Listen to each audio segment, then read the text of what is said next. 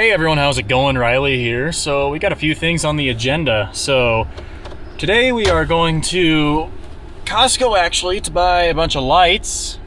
I'm gonna take those lights, bring them home to Winifred at the farm, and there we will be doing some wiring and upgrading of shop lighting there.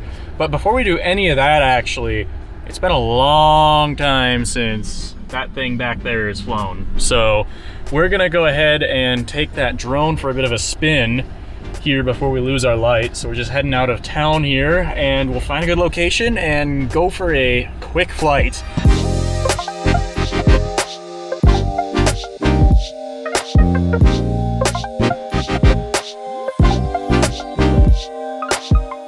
So I found a good drone spot. That's Luke, by the way. He's along for the ride today. Anyway, we're gonna go ahead and get this thing out. We don't have much time because you can see the light. We're pretty much right on the end of our flying hours. So let's go ahead and get this guy set up real quick and real fast.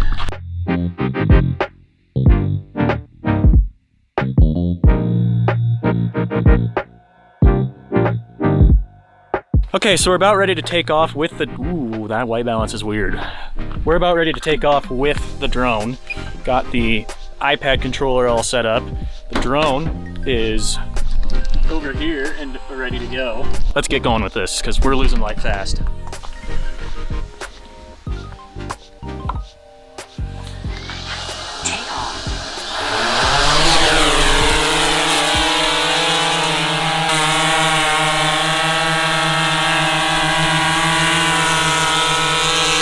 There we are.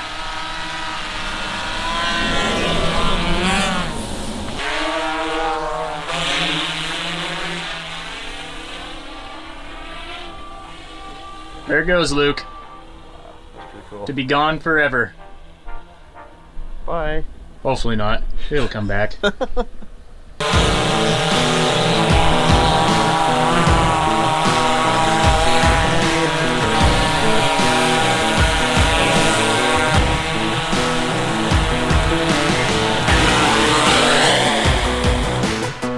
Alright, mission complete. My fingers are cold. I did not bring gloves. It's really hard to fly with gloves. So I think that's an objective on the list for our winter flight checklist, is to get myself a pair of drone-friendly, touchscreen-friendly gloves so that when I'm flying in the winter, I've got that, because I have like no feeling right now. It's crazy. We're gonna go ahead and pack this guy up and call that a shoot. That's how you fly a drone, boys and girls. We'll record a more professional version of this video at a different time when we actually have light. Right, Luke? Yep.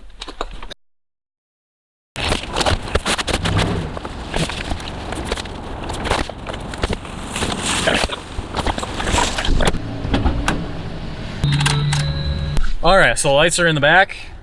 Now we're just gonna run back home and continue this in a couple days. See you later. Good morning, everybody. I'm gonna do a quick organization of things in the back here, load up this vehicle, and get out of here.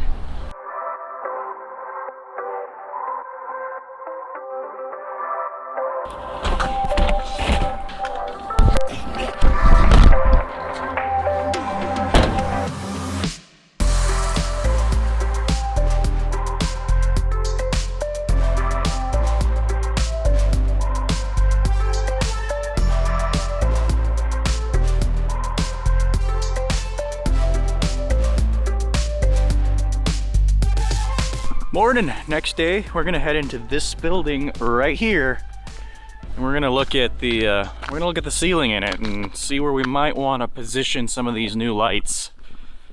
Right, Murphy? Are you going to help today? Are you going to help with the lights?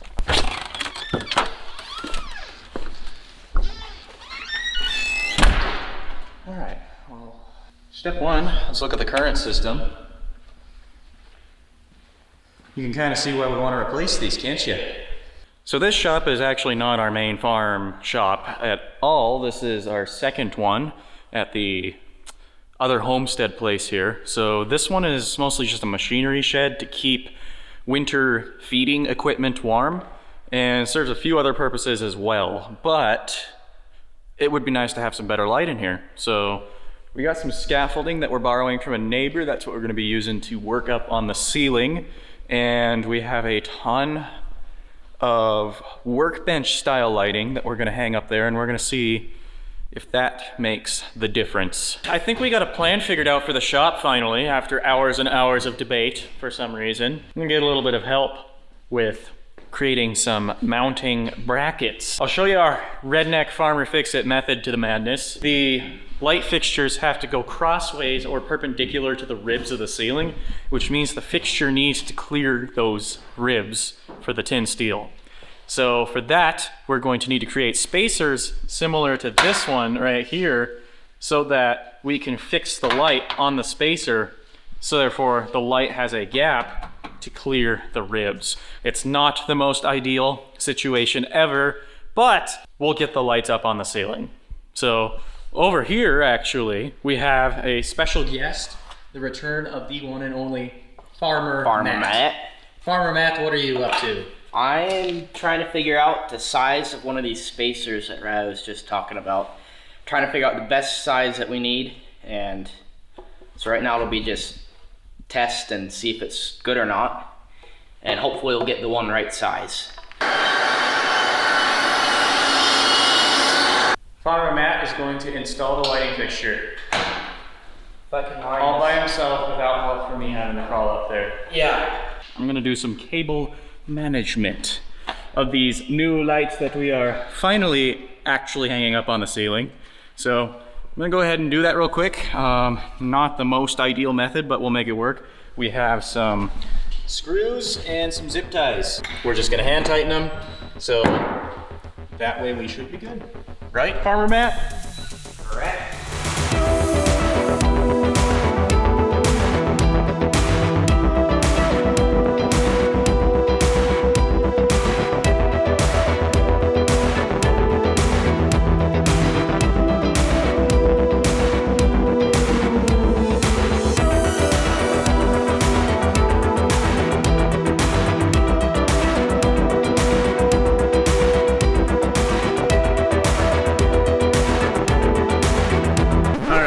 See that? See this nice line that we have here?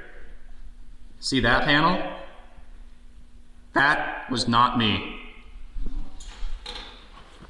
It was Riley. He's just trying to be innocent and stuff.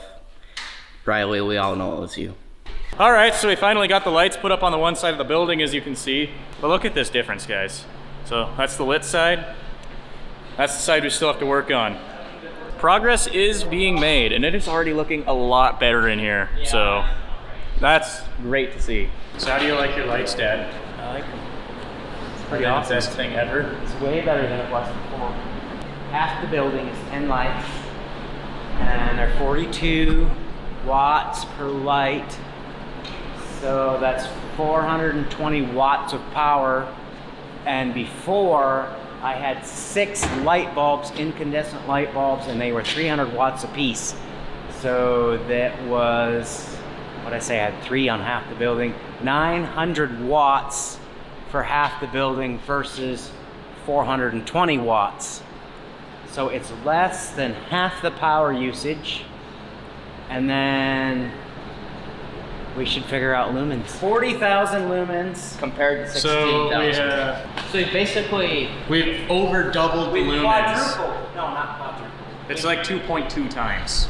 So double the light, half the power usage right here on this side of the building compared to this side of the building. And how much do we pay for each light panel? Each panel was 18 bucks. $18 per panel, so multiply that by, there's 10 of them.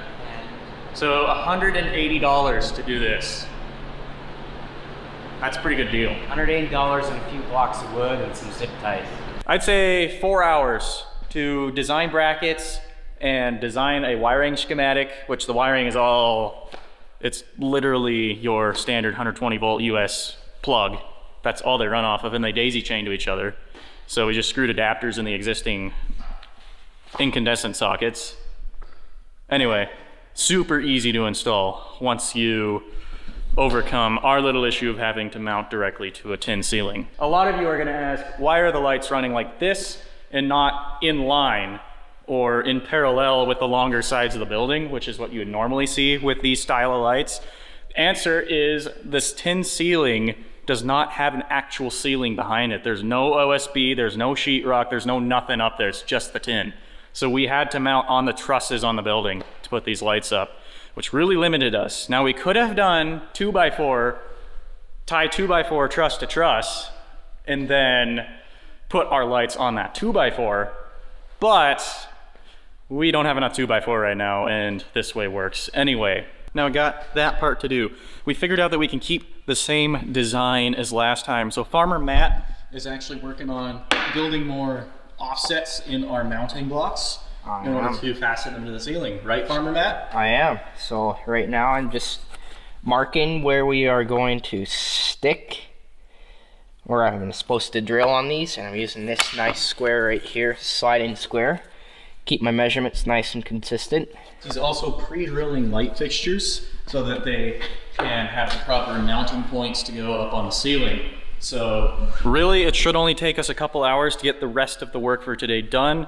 After we mount the lights on the other side, all we gotta do is that cable management up there and whatever's left up there, because we don't have enough sheet metal screws to do it all at once, which hopefully Dad will be bringing us some back, because I believe he had to run into Winifred to get a couple things from the co-op there. So yeah, we're kind of in the home stretch now.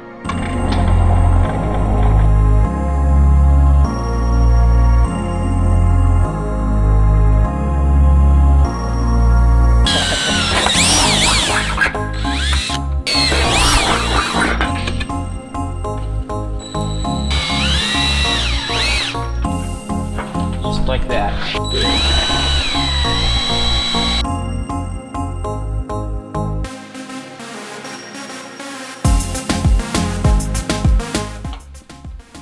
What, am I being interviewed? Can I be crabby? Sure. Cable management, time-lapse time. Let's go.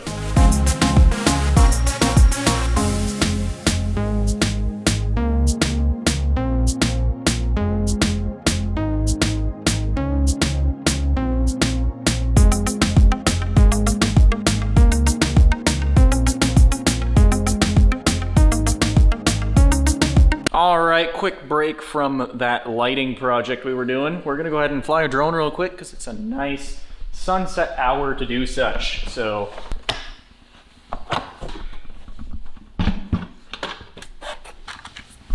it's gonna be that one too.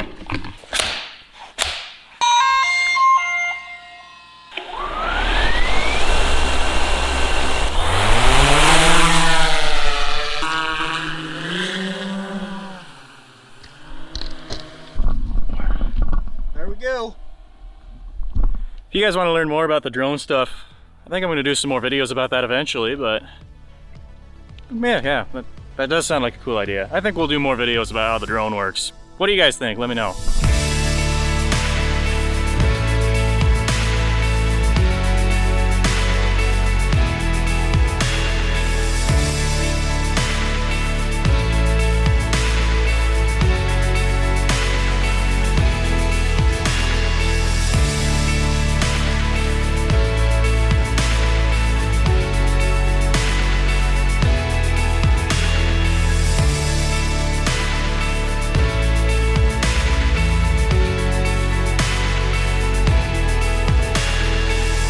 Everybody, the shop lights are finally installed. They're ready to go.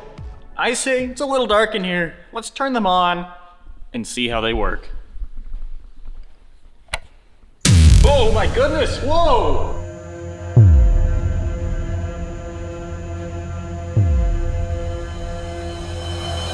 Well, I'd say that's pretty effective. It indeed works.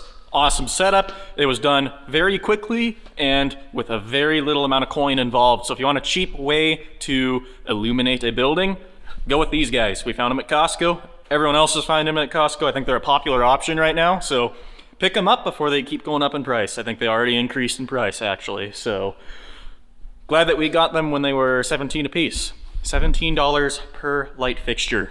That includes the cord going out of it for wiring as well. Wiring's all plug and play. We did no actual electrical wiring with wire nuts or anything for these things. That does mean that they are not grounded, so keep that in mind, but it works for us. Thank you guys very much for watching. That's going to conclude the blog for today. We'll be back when it's time for some more content. If you have any content ideas, drop them in the comments section below that like button. Be sure to subscribe, and we'll see you next time, whether it's on the farm or shooting some awesome video. Catch you later.